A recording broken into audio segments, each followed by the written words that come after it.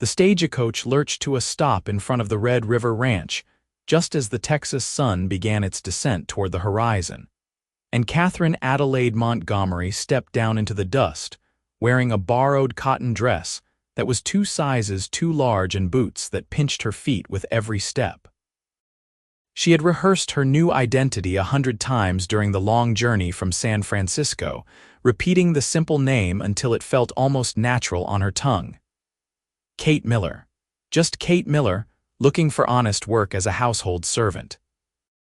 Nobody in Amarillo needed to know that she was the sole heir to the Montgomery mining and railroad fortune, that her signature alone could buy and sell half the territory, or that 3 different men back in California were currently scheming to marry her for her money before her 23rd birthday arrived in 6 months.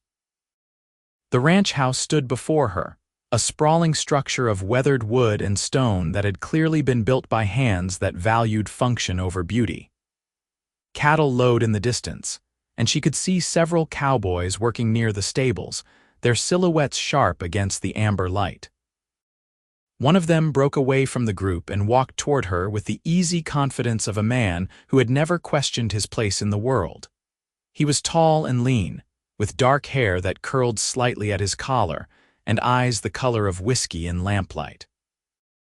His jaw was shadowed with stubble, and his clothes were dusty from a long day's work, but there was something about the way he carried himself that made Catherine's breath catch in her throat. He was perhaps 26 or 27, and when he smiled at her, she felt heat rise to her cheeks that had nothing to do with the Texas temperature. "You must be the new girl Mrs. Patterson told me about," he said, his voice a warm drawl that seemed to wrap around every word. "I'm Jackson Cole. I run this ranch." Catherine had expected to meet the housekeeper first, not the owner himself. She dropped her gaze and bobbed an awkward curtsy the way she imagined a servant might. "Yes, sir, Kate Miller. I appreciate the opportunity for employment." "No need for the sir business," Jackson said, reaching for her worn carpetbag. "We are not formal folk out here. Mrs. Patterson is inside. She will show you where you will be sleeping and explain your duties. We take supper at 6, and I expect everyone at the table eats their fill. No one goes hungry on my land." The kindness in his voice surprised her. The men who had pursued her in San Francisco had spoken to servants as though they were furniture, barely worth acknowledging.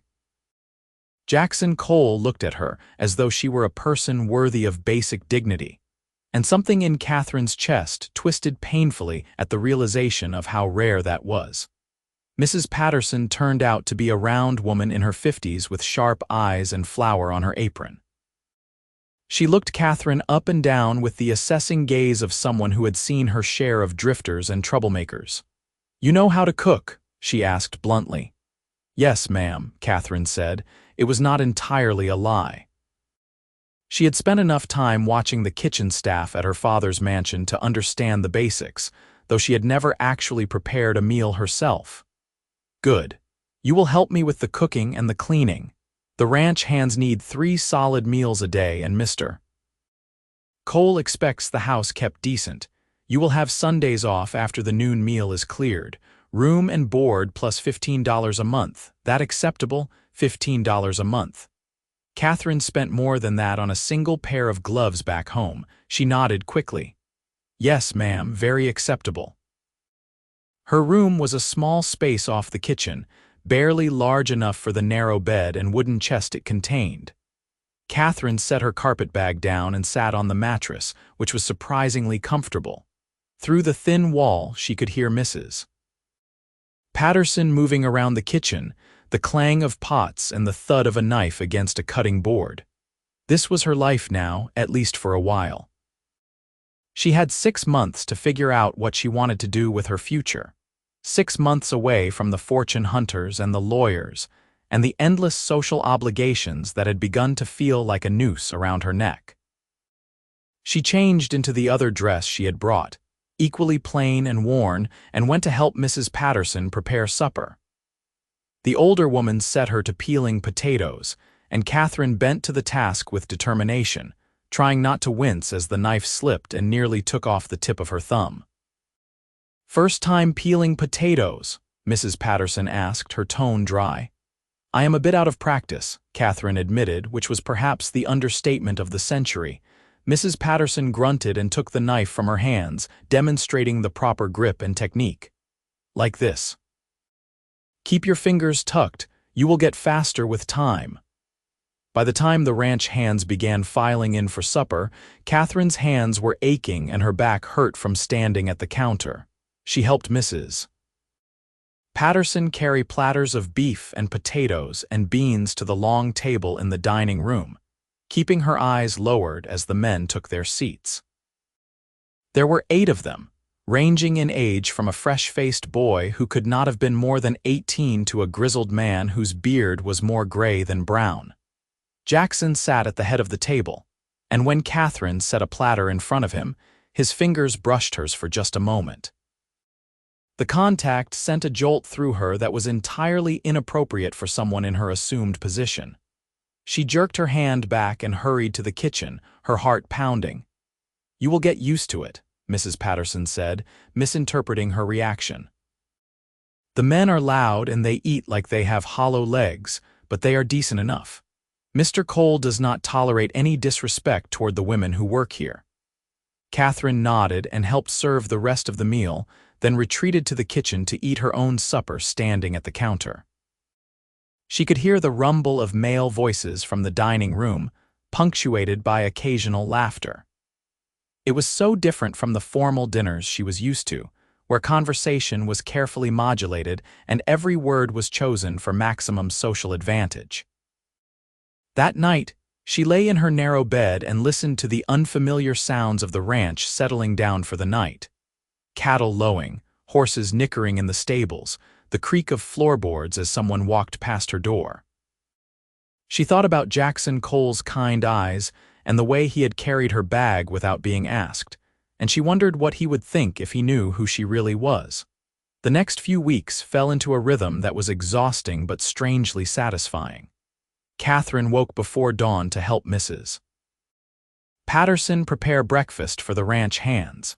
She learned to make biscuits that were almost as good as the older woman's, though her gravy remained stubbornly lumpy. She scrubbed floors and washed dishes and beat rugs until her arms ached. At night, she fell into bed so tired that she barely had the energy to pull off her boots. But despite the hard work, she found herself noticing things she never would have seen from the insulated comfort of her father's mansion.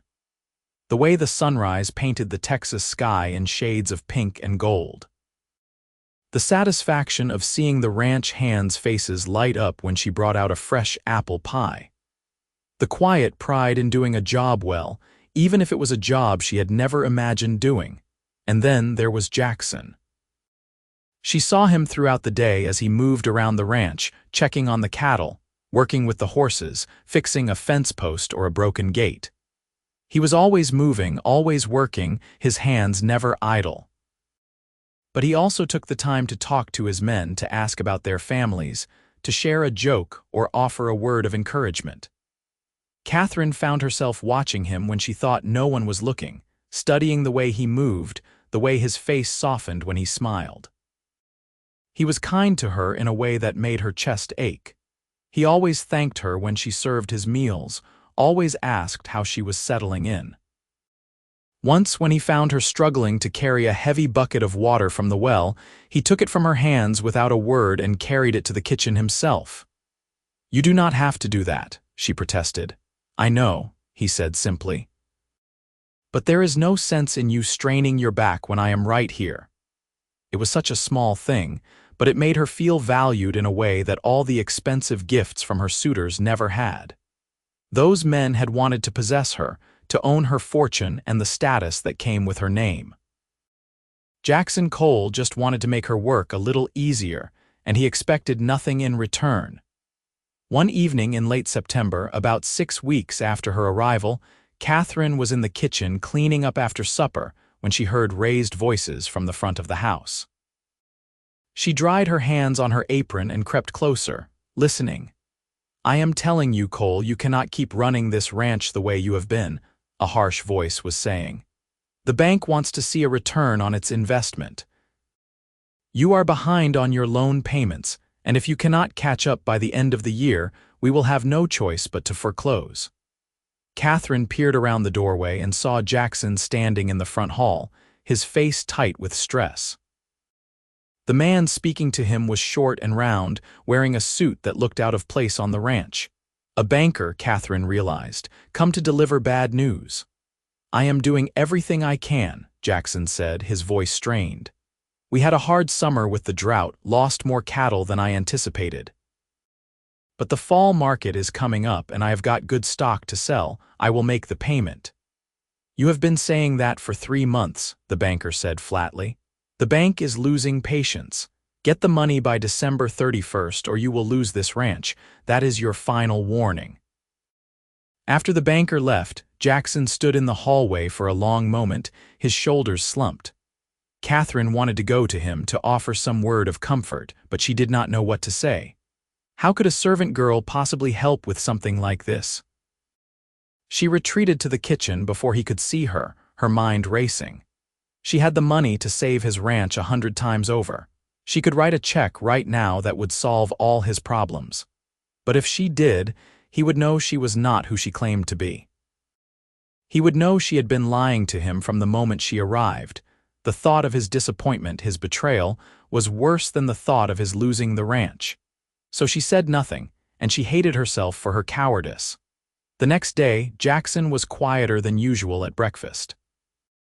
Catherine served him his coffee and biscuits, and when their eyes met, she saw the worry in his gaze. Without thinking, she reached out and touched his shoulder, a gesture of comfort so brief that it was over before she could second-guess it. "It will be all right," she said softly. He looked up at her, surprised, and for a moment, something passed between them that was more than employer and servant, more than casual acquaintance. "Thank you, Kate," he said, his voice rough. "I appreciate that." As October arrived and the weather began to cool, Catherine found herself drawn deeper into the life of the ranch. She learned the names of all the hands and their quirks and preferences. She discovered that young Tommy had a sweetheart in town and that old Pete had fought in the Mexican-American War. She learned to read the weather in the clouds and to tell when a horse was favoring a sore hoof, and she fell in love with Jackson Cole. It happened so gradually that she did not realize it until it was too late to stop it. She loved the way he treated everyone with respect, from the youngest ranch hand to the oldest. She loved the way he talked to his horses, his voice gentle and patient. She loved the way he smiled when he saw her in the morning, as though her presence made his day a little brighter. But loving him was torture, because she could not tell him the truth. Every day that passed made her deception feel heavier, more unforgivable. She wanted to be honest with him, but she was terrified of what he would think. Would he believe she had played him for a fool? Would he think she had been laughing at him the whole time, watching him struggle with his financial problems while she sat on a fortune? One Saturday evening in mid-October, most of the ranch hands had gone into town for the weekly dance. Mrs. Patterson had left earlier in the day to visit her sister in a neighboring county, and Catherine found herself alone in the house with Jackson. She had prepared a simple supper of stew and cornbread, and she brought it to him in the dining room, intending to eat her own meal in the kitchen as usual. "Sit with me," Jackson said, gesturing to the chair beside him. "No sense in you eating alone in there when it is just the two of us." Catherine hesitated, then sat down slowly. It felt strange to be sitting at the table instead of serving, and she folded her hands in her lap, unsure what to do with them. "You have been here almost 2 months now," Jackson said, ladling stew into her bowl. "I realized I do not know much about you." "Where are you from?" "California," Catherine said carefully. That much was true, at least. "What brought you all the way to Texas?" She had prepared an answer for this question, a story about a failed engagement and the need for a fresh start. But sitting here with Jackson, his eyes warm in the lamplight, she found she could not quite bring herself to pile more lies on top of the ones she had already told. "I needed to get away from my old life," she said finally. "There were expectations I could not meet, people who wanted things from me that I was not willing to give. Jackson nodded slowly. I understand that. My father wanted me to go east to become a lawyer or a banker. He thought ranching was beneath our family. We had a falling out over it, and we have not spoken in 5 years. Do you regret it? Catherine asked. Choosing the ranch over his approval? Not for a second, Jackson said firmly. This ranch is mine. I built it with my own hands and my own sweat. Whatever happens, I will know I did it my way. Then his expression grew darker. Though I suppose if the bank takes it, that will not matter much. Catherine's heart twisted. Is it really that bad? Jackson sighed and rubbed his face with both hands. I should not be burdening you with this. It is not your problem. I want to know, she said, and she meant it. Please. So he told her. About the drought that had killed his water supply and forced him to drive his cattle to distant grazing land. About the disease that had swept through his herd in July, taking 30 head before he could stop it. About the loan he had taken to buy new breeding stock and the payments he could not keep up with. About the banker's ultimatum and the impossible deadline.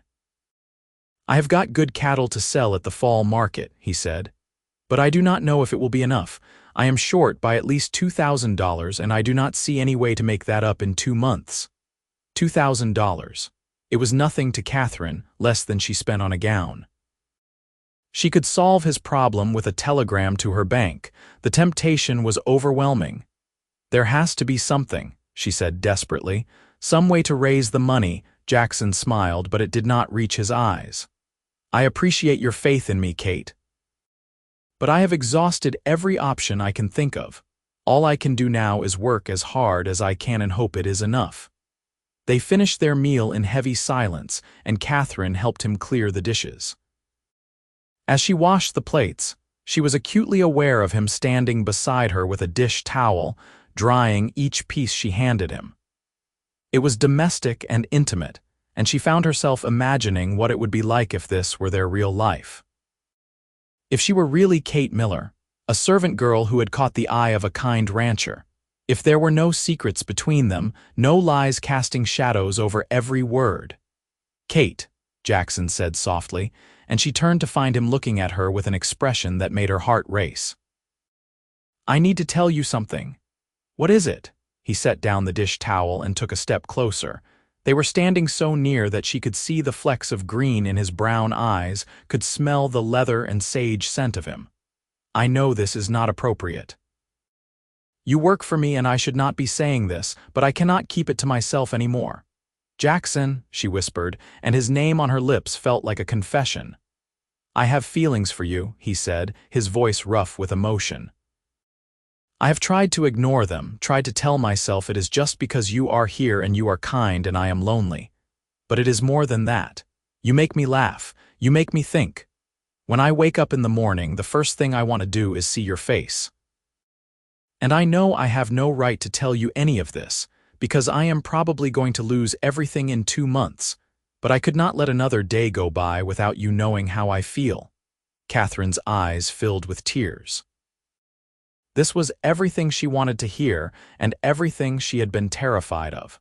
Because how could she accept his feelings when she had been lying to him from the beginning? How could she let him believe she was someone she was not? I feel the same way, she said, the words torn from somewhere deep inside her. But Jackson, there is something I need to tell you, something about who I really am. Before she could continue, the sound of galloping hoofbeats cut through the night. Jackson frowned and went to the window, peering out into the darkness. Someone is coming fast, he said. They went to the front door together, and a moment later young Tommy burst into view, his horse lathered with sweat. Mr. Cole, he shouted, half falling from the saddle. There is trouble in town.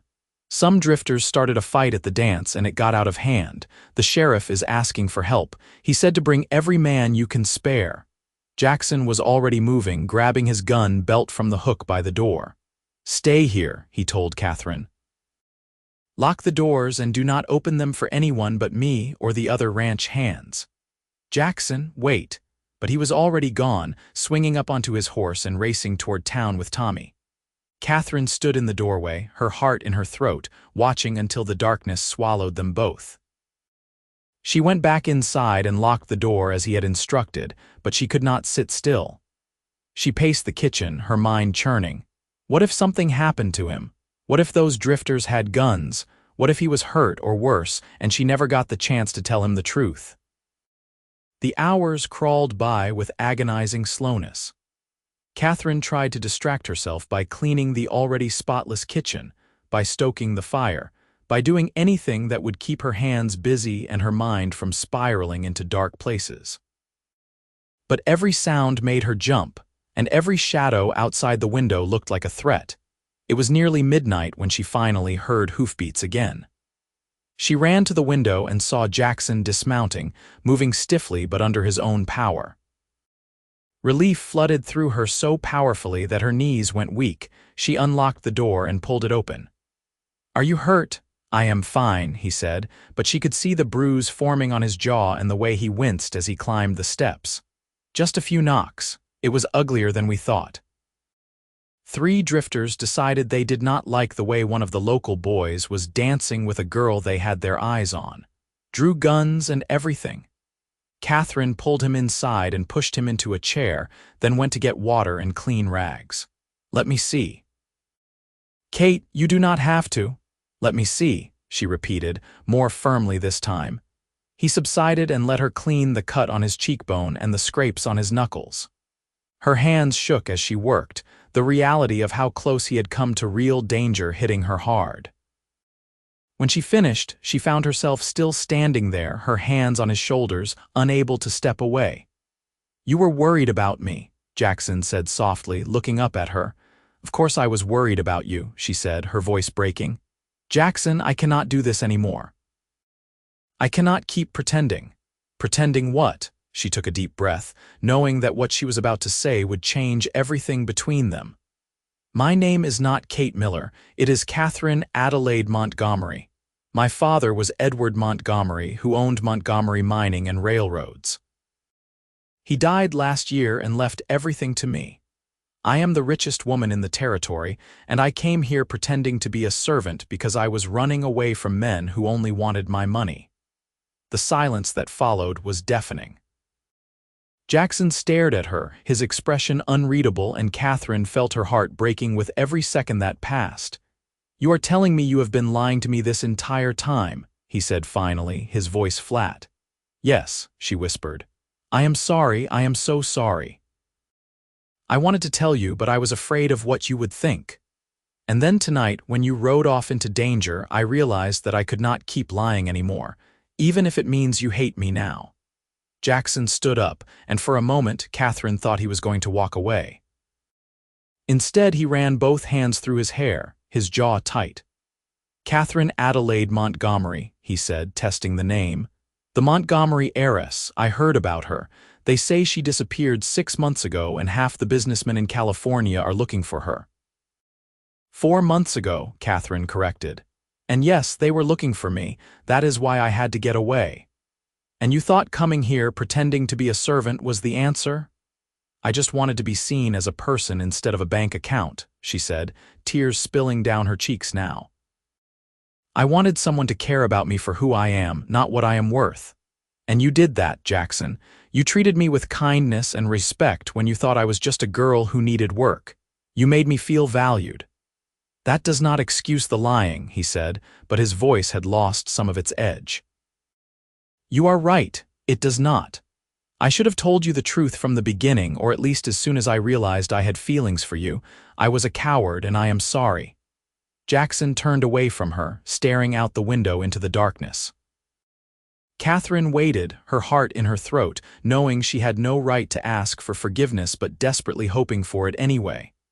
"You said you heard about my financial troubles," he said finally. "Were you planning to offer to help?" "I thought about it," she admitted. "But I was afraid you would think I was trying to buy my way out of my lies, and I did not want you to feel like you owed me anything." $2,000 is nothing to you, is it?" "No," she said quietly. "It is not." He turned back to face her, and she could see the conflict in his eyes. "I should be angry with you. I am angry with you, but I also understand why you did it. And I cannot pretend that these past 2 months have not been real, because they have." Everything I told you tonight, every word of it was true. I do have feelings for you, whether your name is Kate Miller or Catherine Montgomery. Hope fluttered in Catherine's chest. You do? I do, but I need time to think about this, to figure out what it means. Can you give me that? She nodded, even though the thought of waiting, of not knowing where they stood, was agony. Take all the time you need. The next few days were the hardest of Catherine's life. Jackson was polite but distant, and she could feel the wall he had erected between them. She continued with her work, helping Mrs. Patterson in the kitchen and cleaning the house, but everything felt hollow now. She had finally been honest, and it might have cost her the only man she had ever truly loved. On the third day, Jackson came to find her in the garden where she was picking vegetables for supper. "Can we talk?" he asked. Her heart leapt into her throat. "Yes, of course." They walked out toward the edge of the property where a small stream cut through the land. The October air was cool and crisp, and the leaves on the cottonwood trees were beginning to turn gold. Jackson led her to a flat rock by the water and gestured for her to sit. "I have been thinking a lot," he said, settling beside her, "about what you told me about why you came here. And I realized something. You did not have to stay after that first week. When you realized how hard the work was, how different it was from your old life, you could have left. You could have gone back to California or moved on to somewhere easier, but you stayed." "I stayed because of you," Catherine said softly. "I know. And that matters more than the lying, as much as the lying hurt. You stayed and worked hard and earned the respect of everyone on this ranch. Mrs. Patterson told me yesterday that you are the best help she has had in years. Tommy said you always make sure to save him an extra biscuit at breakfast because he is a growing boy. Pete said you listened to his war stories without getting bored, even though he knows he has told them 100 times. You became part of this place, Catherine, part of my life." Tears were streaming down her face now. "I love you," she whispered. "I love you so much it terrifies me." "I love you too," he said, and he reached out to cup her face in his hands, his thumbs brushing away her tears. "I love you, and I do not care about your money. I do not want your money. But I do want you if you will have me." "Yes," she breathed, and then he was kissing her, and it was everything she had dreamed of and more. His lips were warm and gentle, and she could feel the promise in the way he held her, the vow that this was real and true and forever. When they finally pulled apart, both of them were breathing hard. Jackson rested his forehead against hers, his eyes closed. "We have to figure out what to do about the ranch," he said. "I will not take your money to save it. That has to be clear right now. What if we approach it differently?"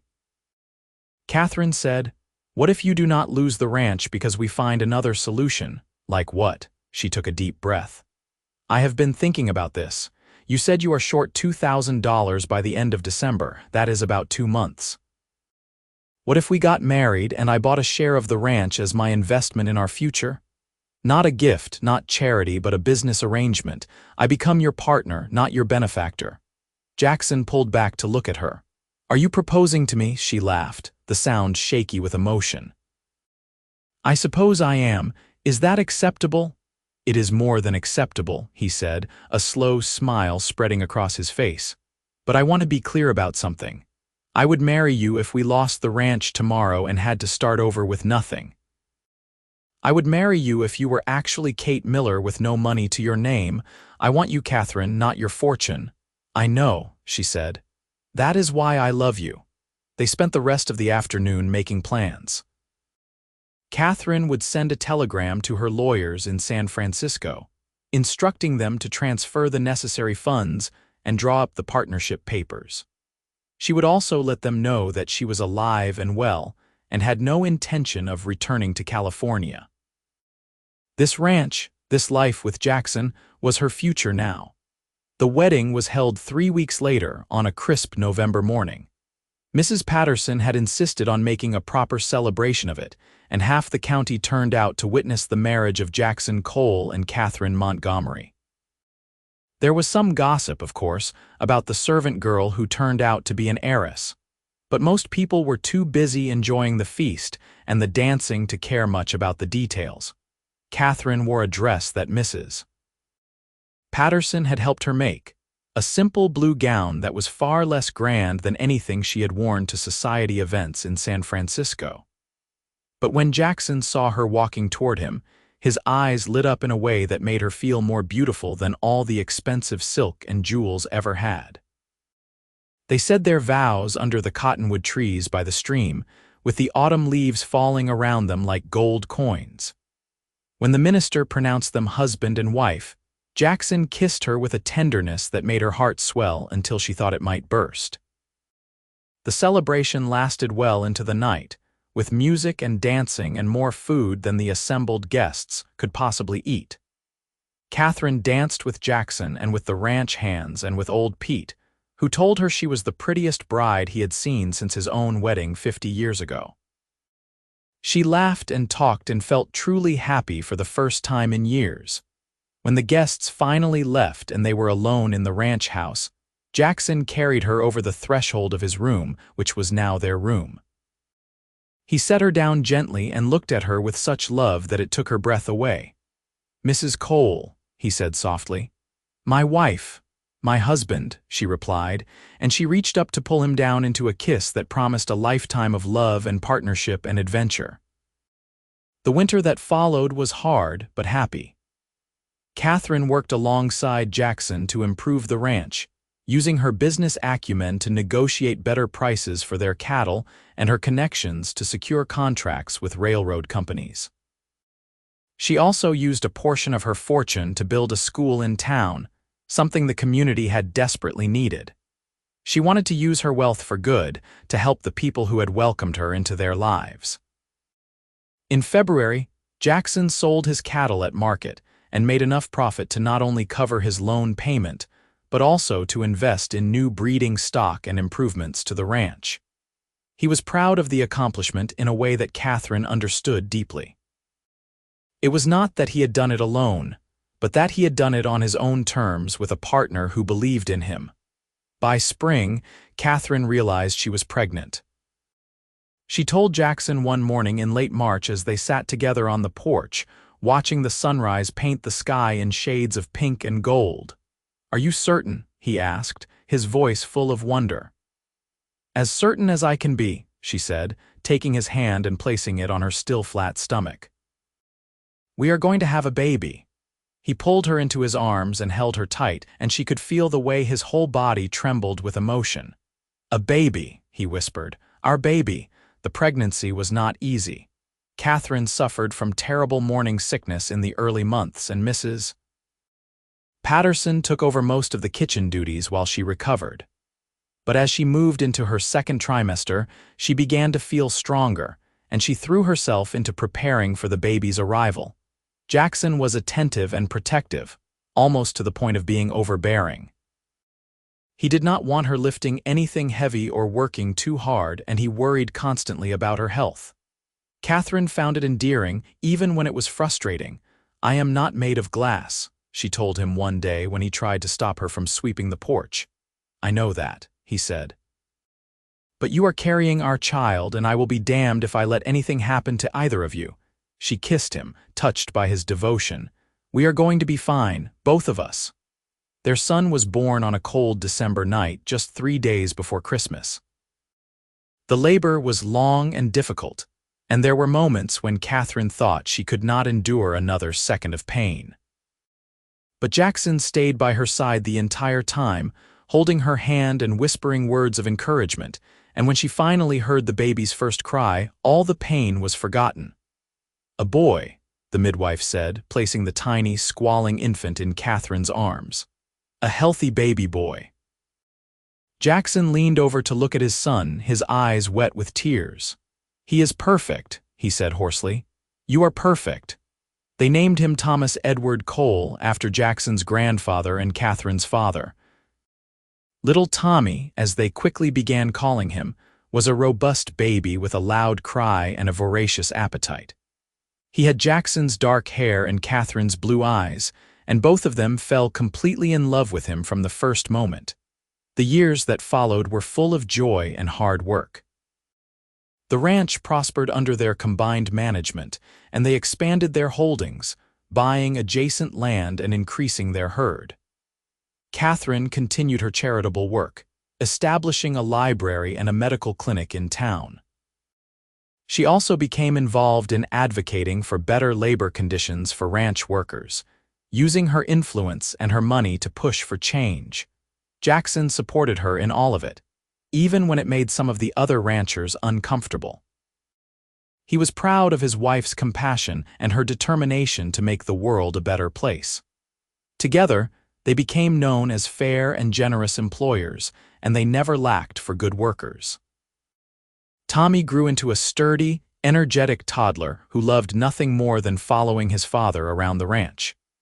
By the time he was 3, he could sit a horse better than some grown men, and he had already announced his intention to be a rancher just like his papa. When Tommy was 4, Catherine gave birth to their daughter, Sarah Jane. She was a tiny, delicate baby who looked exactly like Catherine had as an infant, according to the portrait that hung in the parlor. Jackson was utterly besotted with his daughter, and Catherine often found him holding her for hours, just watching her sleep. "I never knew I could love something this much," he told Catherine one night as they sat together in the parlor, watching their children play. Tommy was showing Sarah how to stack blocks, his little face serious with concentration. "Neither did I," Catherine said, leaning her head on his shoulder. "But then I met you and everything changed." He kissed the top of her head. "Do you ever regret it, giving up your old life?" "Not for a single second," she said firmly. "That life was never really mine. It belonged to Catherine Montgomery, the heiress, the prize everyone wanted to win. This life belongs to Catherine Cole, wife and mother and partner, and I would not trade it for anything." As the years passed, the ranch continued to grow. Tommy grew into a responsible young man who shared his father's love for the land and his mother's head for business. Sarah became a bright, curious girl who loved reading and learning and asking questions about everything. When Tommy was 19 and Sarah was 15, Jackson and Catherine sat them down one evening and told them the full story of how they had met. About Catherine's deception and Jackson's financial struggles, about the lies and the love and the choices they had made. "So you were lying to Papa the whole time?" Sarah asked, her eyes wide. "Yes," Catherine said honestly, "and it was wrong of me, but I was young and scared and I did not know how to trust anyone. Your father taught me that real love is not about what you can give someone materially, but about who you are as a person." "And you forgave her?" Tommy asked his father. Jackson reached for Catherine's hand. "I did. Because I understood why she did it, and because the person she became here on the ranch was real. The Kate Miller I fell in love with was still Catherine Montgomery, just without the trappings of wealth, and I am grateful every day that she chose this life with me." "That is the most romantic thing I have ever heard," Sarah said with a sigh, and they all laughed. As the 1890s came to a close, Jackson and Catherine found themselves in their 40s, with grown children and a ranch that had become one of the most successful in Texas. They had weathered droughts and economic downturns, illnesses and injuries, the thousand small crises that made up a life. Through it all, they had stayed united, partners in every sense of the word. One evening in the spring of 1899, Catherine and Jackson rode out to the stream where they had first confessed their love all those years ago. The cottonwood trees were budding with new leaves, and the water was high from the spring rains. "You remember the day I told you the truth?" Catherine asked, dismounting from her horse. "I remember every day with you," Jackson said, helping her down. "But yes, I remember that one especially. I was so angry and so hurt, but also relieved in a way, because it meant you trusted me enough to be honest. I was terrified you would send me away. I could never have done that. You had already become too important to me." He pulled her close, and she rested her head against his chest, listening to the steady beat of his heart. "I love you more now than I did on our wedding day, and I loved you more than I could say then." "I love you too," she whispered. "Thank you for seeing me, really seeing me, when everyone else only saw what I could give them." They stood there for a long time, wrapped in each other's arms, watching the sun set over the land they had built together. This was not the life Catherine had been born to, but it was the life she had chosen, and it was more valuable than all the gold in California. Their story became something of a legend in the territory, the tale of the heiress who pretended to be a servant and the cowboy who loved her for herself. Young women would sigh over it, and young men would shake their heads at Jackson's good fortune. But for Catherine and Jackson, it was simply their truth. A love that had been tested and proven true, forged in honesty after beginning in deception. In the early 1900s, as Tommy took over more of the ranch operations, and Sarah married a lawyer from Houston, Catherine and Jackson finally had time to slow down and enjoy the fruits of their labor. They traveled some, visiting Sarah and her growing family, taking a trip to San Francisco where Catherine showed Jackson the mansion she had grown up in. He was appropriately impressed, but told her he much preferred their ranch house, with all its memories and warmth. They became grandparents 4 times over, and Catherine delighted in spoiling her grandchildren the way she had never been spoiled as a child.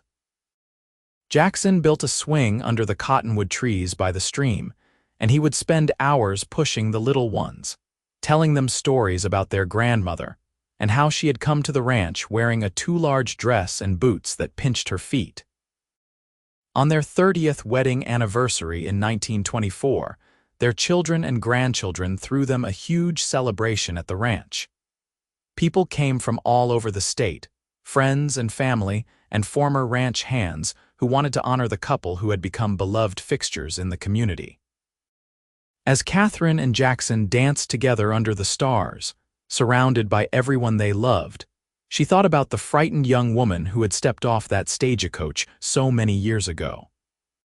She had been running from her fortune and the expectations that came with it, desperate to find something real. She had found it in the most unexpected place, in the arms of a cowboy who had treated her with kindness when he thought she had nothing to offer. Their love had been tested by lies and hardship, by financial struggles and the challenges of building a life together, but it had endured, growing stronger with each passing year.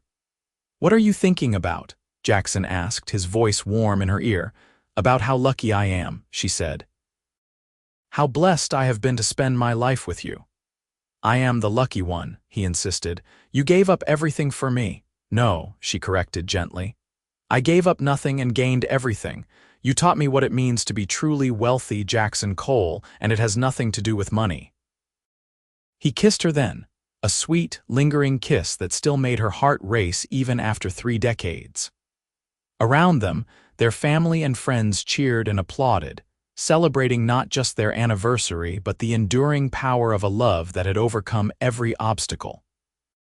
As the years continued to pass, Catherine and Jackson grew old together with grace and gratitude. They saw the world change around them, saw technology and progress transform the Wild West they had known into something new and modern. But some things remained constant.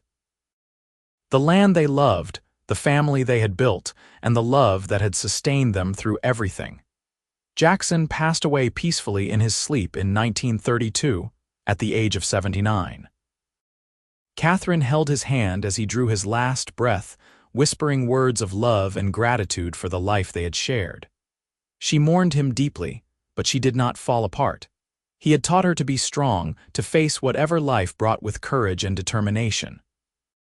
She lived for another 8 years, surrounded by her children and grandchildren and great-grandchildren, telling them stories about the wild days of the territory and the cowboy who had stolen her heart. She never remarried, never even considered it. Jackson Cole had been the love of her life, and she was content to wait until they could be reunited again. When Catherine died in 1940 at the age of 87, she was laid to rest beside Jackson under the cottonwood trees by the stream. Their joint headstone bore a simple inscription that told the story of their love in just a few words. "Here lie Jackson and Catherine Cole. He saw her heart. She found her home." The ranch stayed in the family for generations, a testament to everything they had built together. And on quiet evenings, when the sun set over the Texas landscape they had loved so much, People swore they could see two figures walking hand in hand by the stream, their love eternal and unbreakable, a story for the ages. Their legacy was not just in the land or the buildings or the fortune that had started it all. It was in the example they set, of choosing love over pride, honesty over convenience, and partnership over possession. It was in the family they created, built on a foundation of respect and devotion. It was in the community they served, made better by their generosity and compassion. Catherine Adelaide Montgomery had come to Texas as a frightened young heiress pretending to be something she was not. She had left this world as Catherine Cole, beloved wife and mother and grandmother, a woman who had found her true self in the arms of a cowboy who loved her not for what she had, but for who she was. And that was the greatest fortune of all.